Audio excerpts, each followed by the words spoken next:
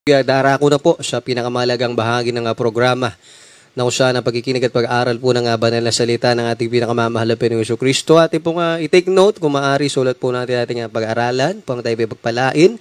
Sa mga sawandaling ito, akin na po binibigyan po pagkakataon sa ating beloved ordained preacher, beloved Brother Boy Kaluya. Amen. Amen. Purihin po ang ating pinakamamahal na Panginoon, ang pinakamataas na pagsamba, pagpupuri, pagluwalhati ay para sa ating dakilang Diyos nating pinaglilingkuran, sa ating pong pinakamamahal na Panginoong Jesucristo. God bless you sa ating beloved MC, beloved Brother Paulo. At mga minamahal, ako po ay nagpapaabot din po ng pagbati sa mga minamahal po natin mga kapatid sa ating pinakamamahal na Panginoon, sa lahat po ng mga masugid na sumusubaybay sa ating pong banal na programa. Mga minamahal, pagpalain po kayo ng ating pinakamamahal na Panginoon. Nakatataba po ng puso na amin pong naririnig sa inyo na patuloy po kayong sumusubaybay sa ating pong banal na gawain, mga minamahal. At nagpapaabot din po ko sa ating mga minamahal mga kapatiran dyan sa ibayong dagat, sa iba't ibang panig ng mundo. Kumusta po kayo at maligayang panonood at pakikinig po sa ating lahat. At gayon din, nagpapaabot po kong dobleng paggalang sa ating minamahal at ginagalang na pastor, beloved evangelist Wildy Estrada Almeida, the end-time prophet of our loving God. Sa lahat po ng mga beloved children, the Almeida family, magandang gabi po. At patuloy po nating inaalala ang mga hindi malilimutang aral ng ating beloved assistant pastor Lina C. Almeida.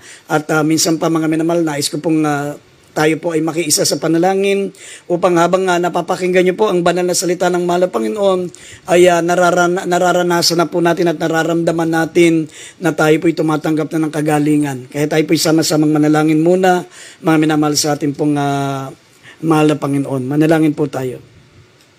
Opo, dakilat mapagpala po naming Ama, Diyos na makapangyarihan sa lahat. Malapang na minsan pang humingi kami ng kapatawaran sa aming mga pagkukulang, sa aming mga pagkakasala, ano man ang aming mga naisip na gawa na banggit ng aming mga labi. Dakilang Diyos, patawarin mo po kami, gawin mo kaming karapat dapat magdala na yung banal at sagradong salita. Kayo po mangusap sa pamamagitan ng aming bibig at bigyan mo ng pananampalataya ang mga nakikinig.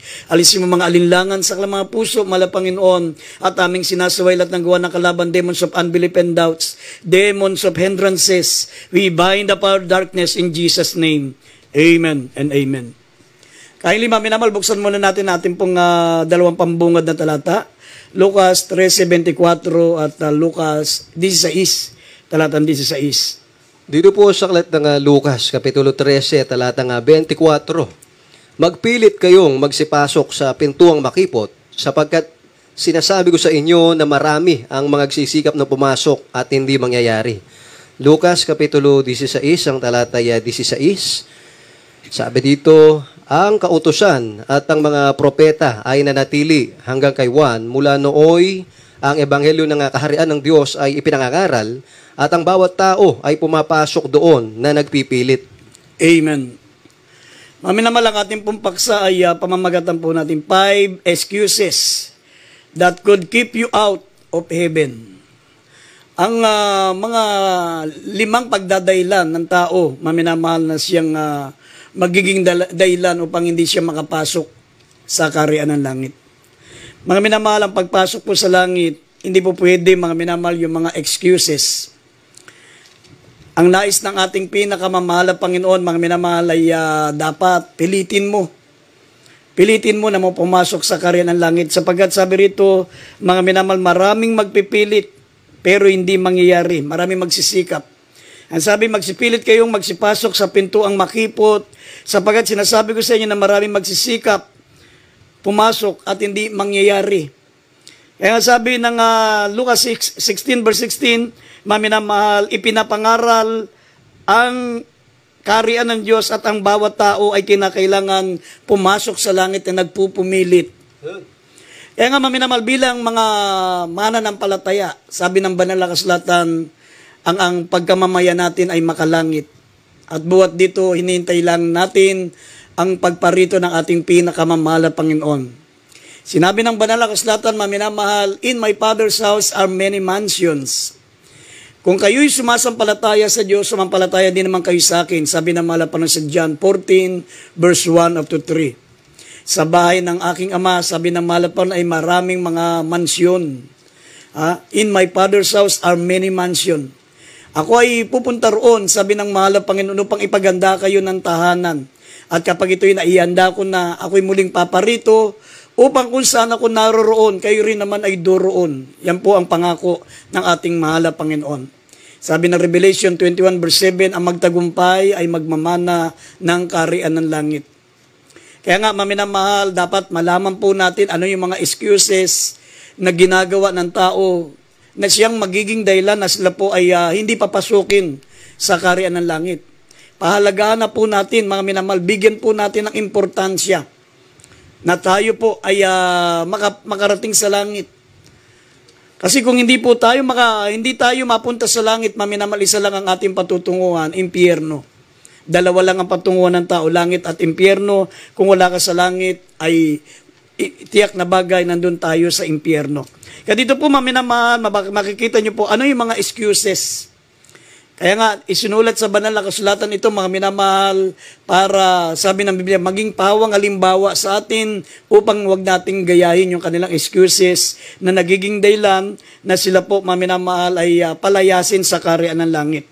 Basahin po natin ang Lucas 14, talatang 18 hanggang 20.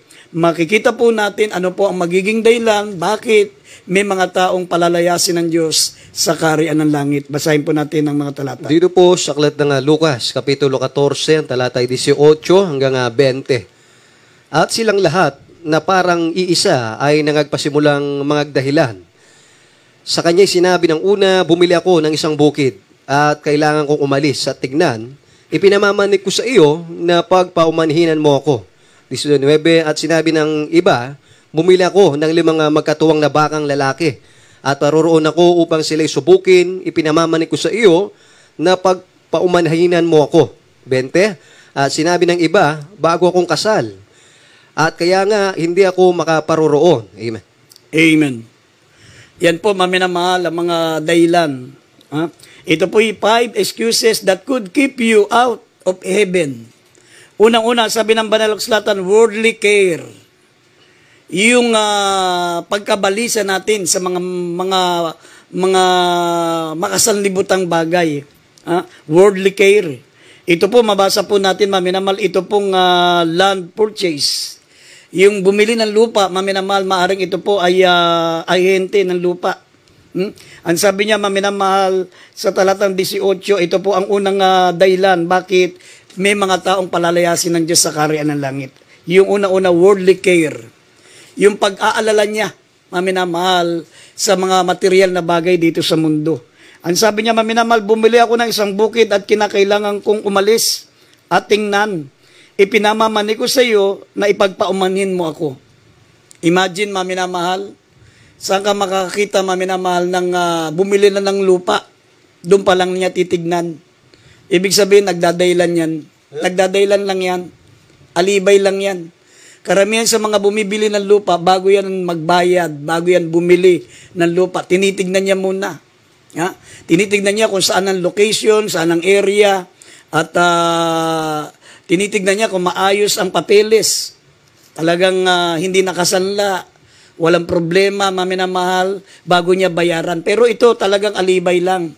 Sapagat ito po, maminamahal, nakabili na raw siya ng lupa. Bumili ako ng lupa, kinakailangan kong tignan. Saan ka makakita ng taong binili na yung lupa, tsaka niya palang titignan, tsaka pa niya lang susuriin kung ito ay maganda. Maminamahal, talagang walang problema. Kaya nga, maminamahal, ito po ang unang dahilan. Sabi, worldly care. Maraming mga taong ganun.